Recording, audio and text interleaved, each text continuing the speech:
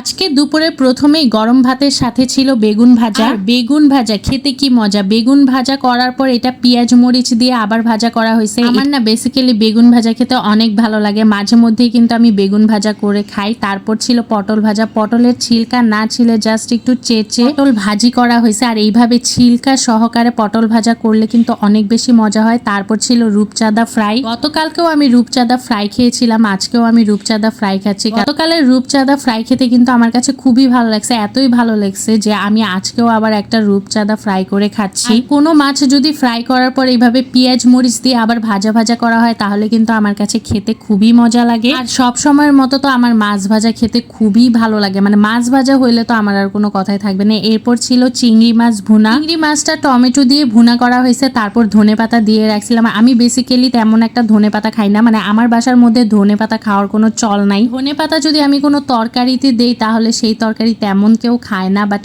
আমি এত বেশি পছন্দ করি ধনেপাতা টমেটো দিয়ে কোনো মাছ ভুনা করলে, এটা তো আমার কাছে অমৃত লাগে। তারপর লাস্টে নিয়ে নিলাম গরুর মাংস ভুনা, মানে আলু ছাড়া গরুর মাংস ভুনা করা হয়েছে। আর এটা যে এত বেশি মজা হয়েছে, আমার বাসায় কিছু মেহমান আসছিল তার জন্য এত আয়োজন করা হয়েছে, নাহলে কিন্তু বেসিক্যালি এত আয়োজন করা হয় না, যে কোনো সবজি আমার থাকে। তারপর লাস্ট পাতে নিয়ে নিলাম এই ভুনা ডাল। ভুনা ডালের সাথে কিন্তু গরুর মাংস ঝোল দিয়ে খেতে বেশ মজা লাগে। আর মেহমান আসার সুবিধার্থে কি কি খেলাম সেটাই আপনাদের সাথে শেয়ার করলাম। আলহামদুলিল্লাহ, এটাই ছিল আমার দুপুরের খাবার দাবার। Bye bye, thanks for watching.